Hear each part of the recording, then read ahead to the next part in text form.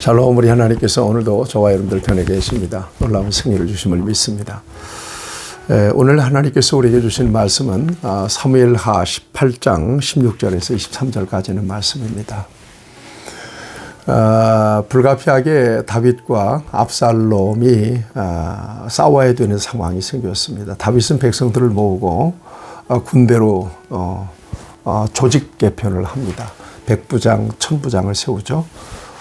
그리고 다윗의 측근이었던 요압이나 아비새 또 이때 이런 사람들을 대장으로 세워서 전투 준비를 완벽하게 갖춥니다. 그리고 다윗도 역시 전투에 참여하기 위해서 무장을 했습니다.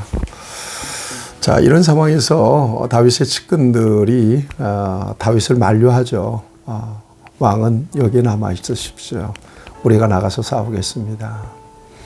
아마도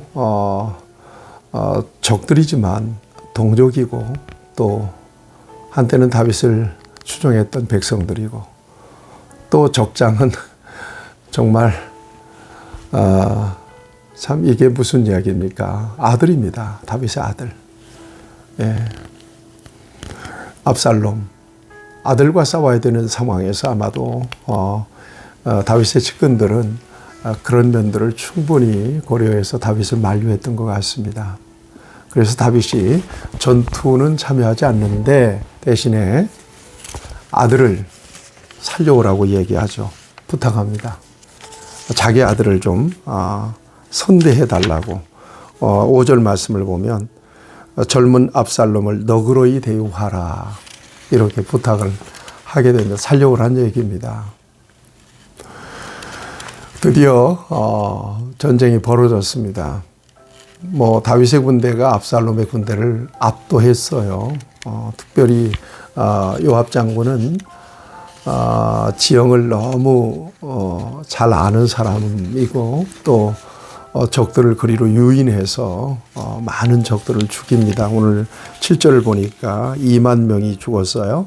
그리고 숲풀 사이에서 이리저리 흩어져서 죽은 사람이 칼로 죽은 자보다 많다고 그러니까 완전히 압살롬의 군대가 참패를 하는 상황입니다. 그리고 압살롬은 노새를 타고 지금 혼비백산 상수리나무 숲을 뚫고 도망하는 상황입니다. 그런데 여러분 9절 말씀을 보세요. 압살롬이 다윗의 부하들과 마주치니라. 압살롬이 노새를 탔는데 그 노새가 상수리나무 번성한 가지 아래로 지날 때에 압살롬의 머리가 그 상수리나무에 걸림에 그가 공중과 그 땅 사이에 달리고 그가 탔던 노새는 그 아래로 빠져나가니라 그렇게 했단 말이에요. 그러니까 노새를 타고 가다가 상수나무에 머리가 걸려버린 거예요. 그리고 노새는 그냥 지나가 버렸으니까 대롱대롱 상수나무에 머리가 걸려서 대롱대롱 달려있는 거죠. 이것을 본 다윗의 군대가 가서 죽이지 않습니다. 왜냐하면 다윗의 명령이 생각났기 때문이에요. 죽이지 말라고 그랬거든. 젊은 압살롬을 선대하라고 그랬거든요.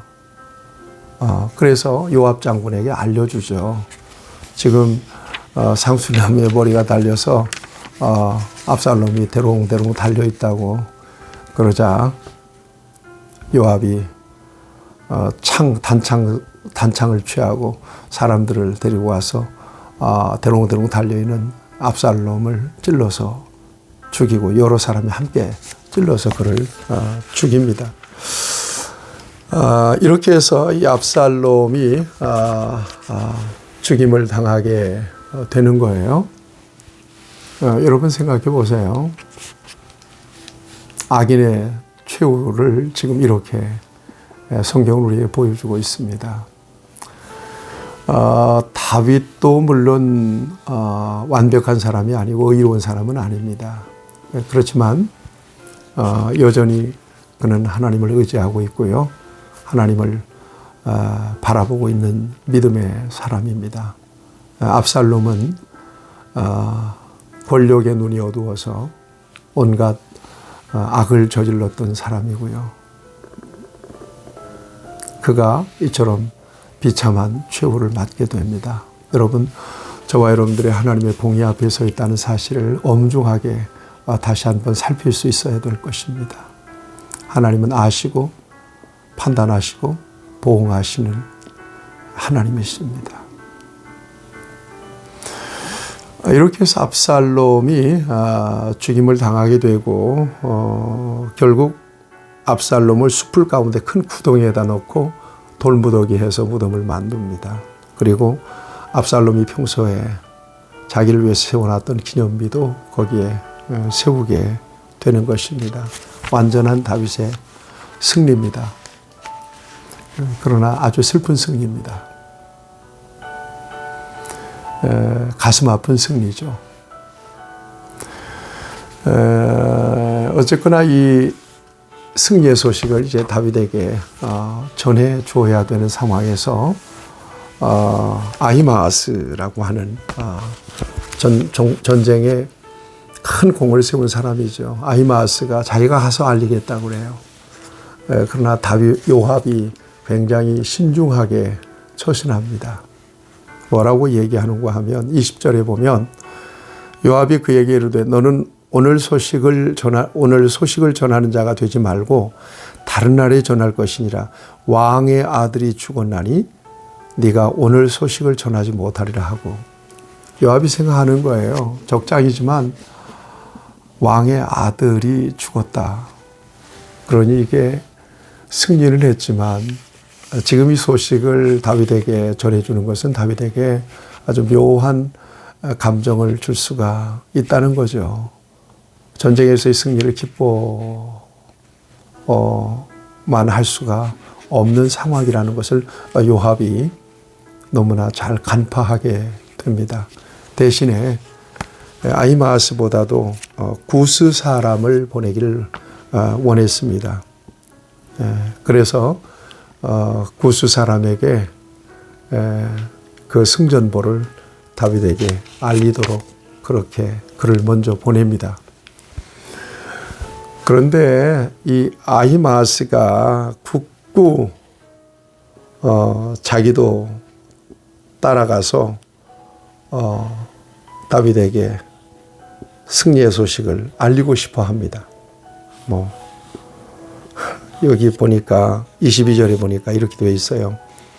사독의 아들 아히마아스가 다시 요압에게 이르되 청하건대 아무쪼록 내가 또한 구스 사람의 뒤를 따라 달려가게 하소서 하니 요압이 이르되 내 아들아 너는 왜 달려가려 하느냐 이 소식으로 말미암아서는 너는 상을 받지 못하리라 하되 그가 한사코 달려가겠노라 하는지라. 요압이 이르되 그리하라 하니 아히마아스가 들길로 다름질하여 구스 사람보다 앞질러 가니라 그랬습니다. 상당히 아히마아스의 마음속에 무엇이 있는지 어떤 공로의식 이런 것들이 굉장했던 것 같습니다. 그래서 구스 사람을 먼저 보냈는데 구스 사람 뒤따라서 간 아히마아스가 구스 사람을 앞질러서 가서 다윗에게 승전보를 알리게 되는 그런 상황이 이제 이루어지게 되는데요. 오늘 이 말씀 속에서 여러분들이 다시 한번 압살롬 그러면 어떤 이름으로 기억이 됩니까? 반역자로 기억이 되는 이름입니다. 하나님의 법을 떠나서 세상의 어떤 권력과 세상의 욕망에 사로잡혀서 자기의 힘을 키우고 최대한 역량을 발휘했지만 결국 그의 마지막 모습은 너무나도 비참한 모습일 수밖에 없었다는 것을 저와 여러분들이 지금 이 말씀을 통해서 보고 있습니다. 인간의 최선이 될 수가 없다. 그것이 성공의 결정적 변수가 될 수는 없다라고 하는 것을 이 말씀으로 얘기해 보여주고 있습니다. 역시 역사의 주권은 하나님께 있고 하나님 편에 올바르게 섰을 때 결국 개인이든 나라든 성공적으로 설 수 있다는 사실을 우리에게 정확하게 보여주고 있습니다. 여러분, 저와 여러분들의 삶의 자리를 다시 한번 돌아볼 필요가 있습니다. 무엇을 위하여 종을 울리나? 지금 무엇을 위하여 저와 여러분들이 그렇게 열심을 내고 있고, 무엇을 위하여 정말 앞만 보고 달려가고 있습니까? 그 길에 하나님께서 계십니까? 하나님을 위한 선한 목적이 있습니까? 계획이 있습니까? 여러분, 살피셔서 자신만을 위한 일이라면, 자신의 욕망만을 위한 일이라면 그 일이 성공해도 별 의미는 없습니다.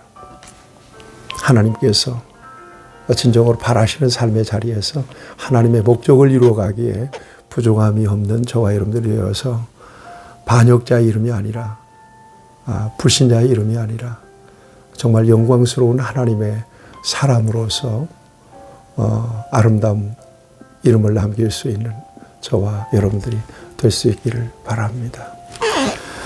좋으신 아버지 하나님, 오늘도 말씀을 통해서 우리를 교훈하십니다. 그리스도 예수 안에서 정말 영광스럽게 하나님의 이름을 드러내기에 부족함이 없도록 우리를 인도해 주시고, 하나님이 우리를 통해서 계획하신 놀라운 역사를 통하여 하나님의 승리를 나타내 주시기를 기도합니다.